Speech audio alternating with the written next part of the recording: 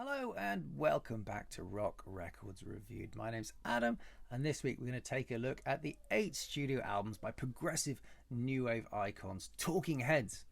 Talking Heads formed in New York in 1975. Design school students David Byrne and Chris France formed a band called The Artistics, and that band's driver, the van driver, was Tina Weymouth, who eventually auditioned for the band and joined, and they formed a trio.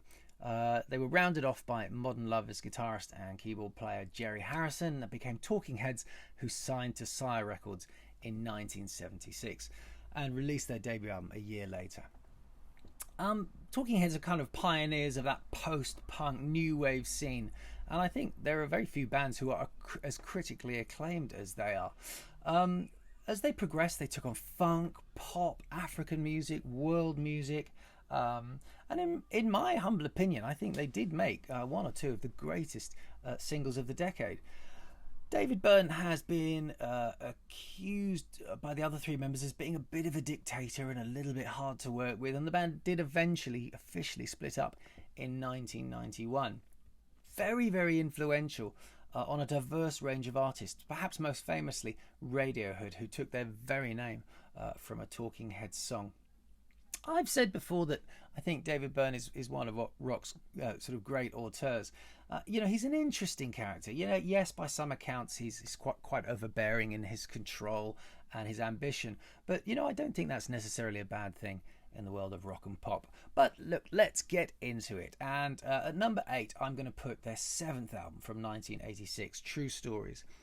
True Stories was the accompanying album of songs from the film True Stories, which was David Byrne's art house film about sort of eccentric small-town Americana.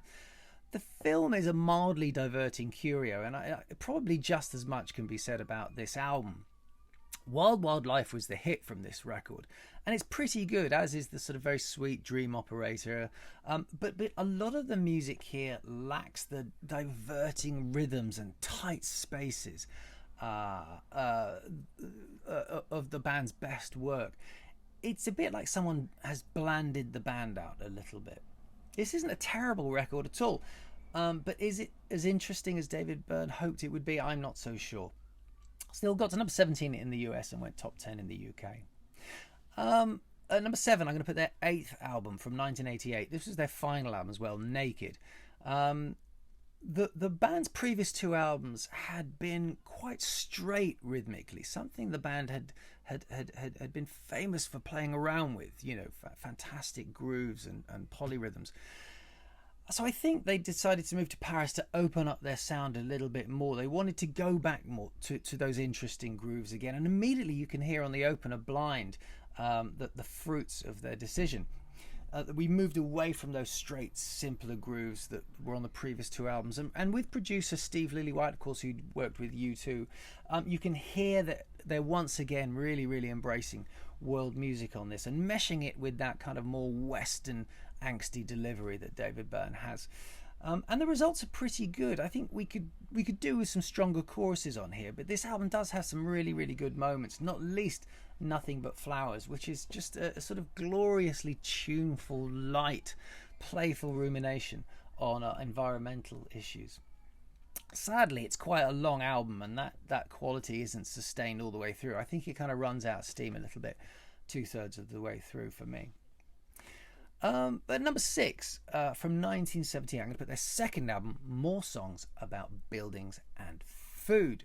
Now, this album opens with a sort of rollicking Thank You for Sending Me an Angel, and the songs are still as jumpy and diverting as they were on the debut album. And there's even a little bit of sort of funk thrown in, but the production here feels a bit flat, which is a surprise, as this is the first of 3 albums the band did with Brian Eno. It just seems less sharp and slightly muddy. And for this band's music, I think that reduces the punch and impact of what they're doing. It does have their first bona fide hit on here with the sort of slow, deliberate version of Al Green's Take Me to the River. But you've also got, there are other good songs on here, like Found a Job as well. And they're clever arrangements and time signatures.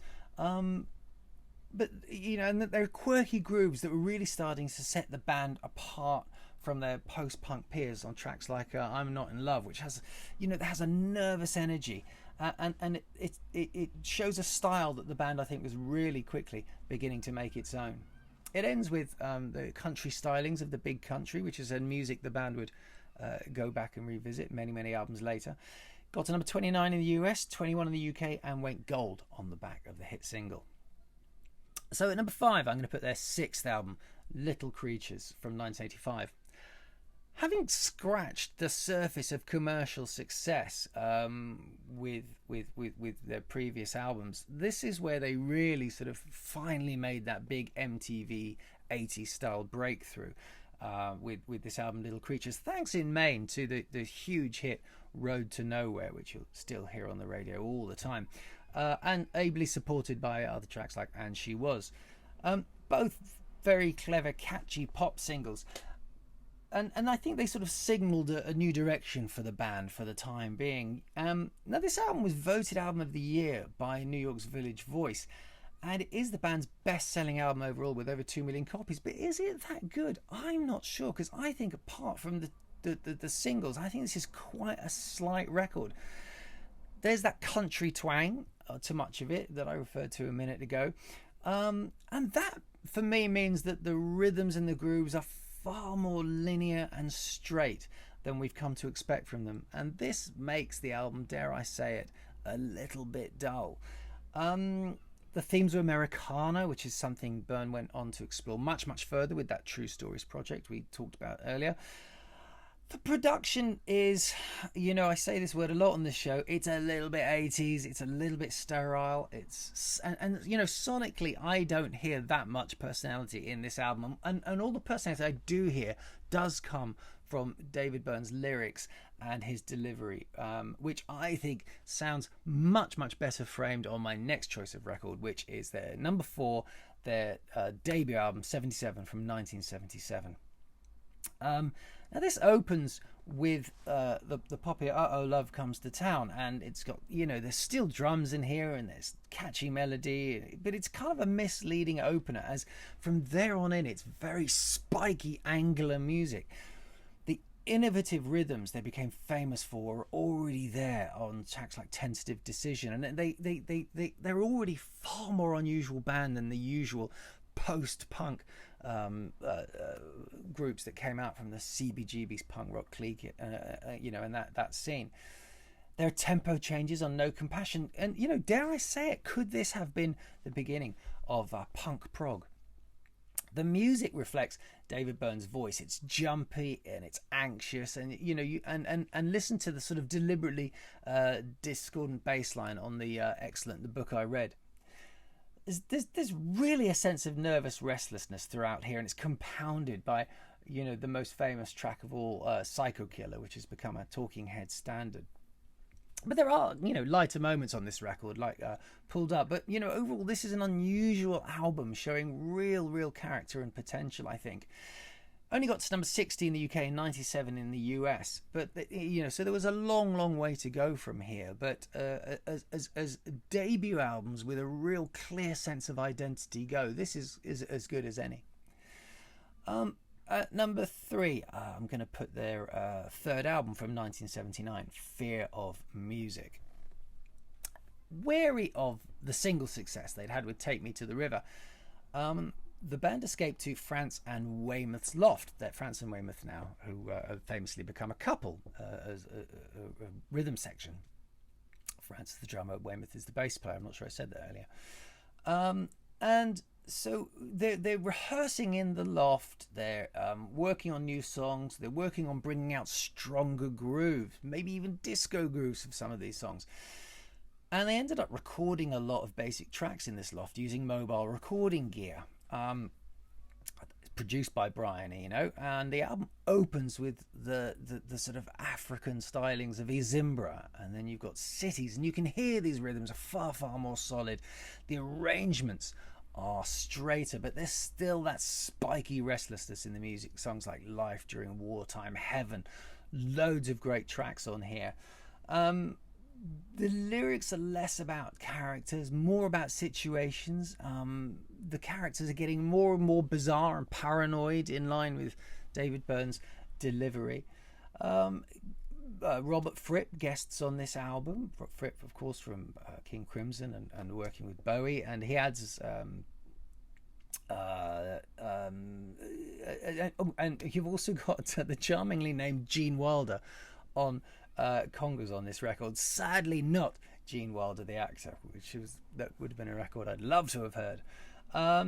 You can absolutely hear this album as a stepping stone onto where the band were heading musically and where they were going to really find their identity. And critically, it was very, very well received. NME, Channel 4, Rolling Stone, all have had it in their top 100 albums of all time lists. And it got to 21 in the US and 33 in the UK. So, the band's clearly gaining commercial traction with the public now as well. So these top two albums, occasionally they can sort of, shift depending on my mood, but I think they're both absolutely brilliant records. At number two, their fifth album from 1983, Speaking in Tongues. This was 3 years on from Remain in Light, and in the interim the band had done the live album. The name of this band is Talking Heads, and they'd come away from that tour, and I think they wanted a shift now more towards melody, slightly away from rhythm and more towards melody. And this is a gentler, less intense listen than we've been used to from Talking Heads. You can listen to This Must Be the Place, Naive Melody, which is a perfect example of that. But even the faster songs like Girlfriend is Better, they're less complex, they're less dense. And many people feel this album is better for it. And a lot of people do think this is their best album. And certainly it's full of great songs. Burning Down the House, Making Flippy Floppy, Girlfriend is Better. It's perhaps the album with the most best known Talking Heads songs. Probably not least because it was this album they toured to make the Stop Making Sense film, which of course went on to be huge critical and commercial success. With this album, it kind of feels like they've stripped everything back except the good stuff. They've just kept all the really good ingredients. And it went on to be the band's highest charting album in the US, where it got to number 15, and even crossed over into the dance charts for a couple of weeks, and made number 54 on Rolling Stone's 100 Best Albums of the 80s. So look, that leads us to my number one Talking Heads album, which is Remain in Light, their fourth album from 1980. So this was mainly recorded at Compass Point Studios in the Bahamas and produced by Brian Eno. And I really think this is a fantastic record that challenges your perception of what rhythm and song are. At first it can seem a bit disjointed and random, but slowly you pick up on the subtle hooks and the beats, and they become infectious. And then there's more emphasis on repetitive choruses amidst all these kind of rhythmic intricacies. Listen to Born Under Punches, it's a good example of that. But many of the songs follow the same format. The album came out of jams the band was doing. France and Weymouth were holidaying in the Bahamas, and they were drawn to the rhythms and the polyrhythms that they were hearing on the islands, but they were also already inspired by African rhythms of people like Fela Kuti. David Byrne came out to join them, and soon the band was approaching songs differently, less of the tormented sort of lead singer songwriter thing, and much more of an immersive experience in the song where the band is working on the groove as a whole. And the whole album is funky and it's complex, and there's a lot going on, but you listen carefully and you'll hear the sort of subtle percussion and instrumentation lurking in the depths of the rhythms. It's also quite robust record. It's anchored down by the use of sort of power chords in here that help create sort of Afro fusion rock, Afro rock maybe. And I think the whole album really does absolutely repay repeated listenings. And Byrne is now using a sort of stream of consciousness approach to his lyrics. I think he'd had writer's block leading up to this album. So a stream of consciousness way of approaching lyrics helps sort of get around that stumbling block. It has, of course, Once in a Lifetime on it, which I really do think is one of the very, very greatest singles of all time. I find it a very powerful and an affecting song. But you've also got the brilliant Cross-Eyed and Painless on here, but really the whole album, if you take the whole album in the and think about the way I've been describing it, the whole album is very, very strong.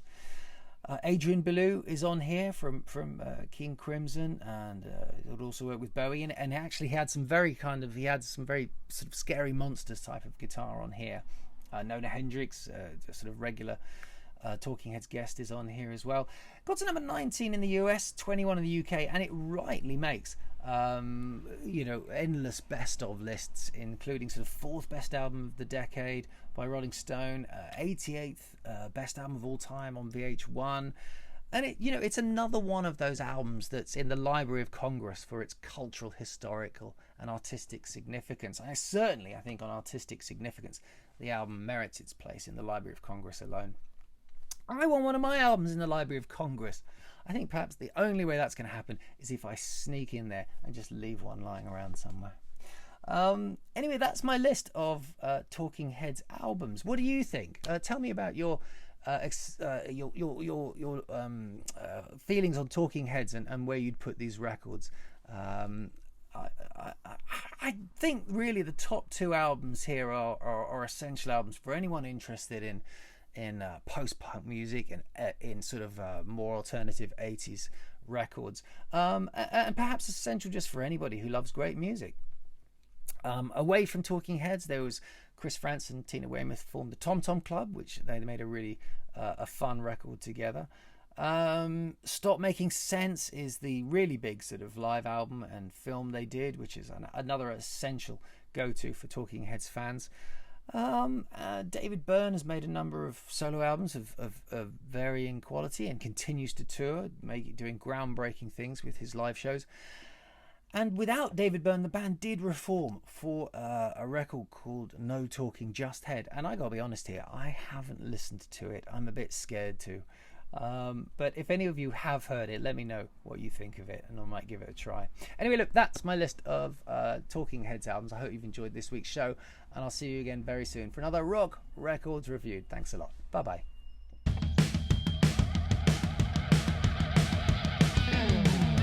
Bye.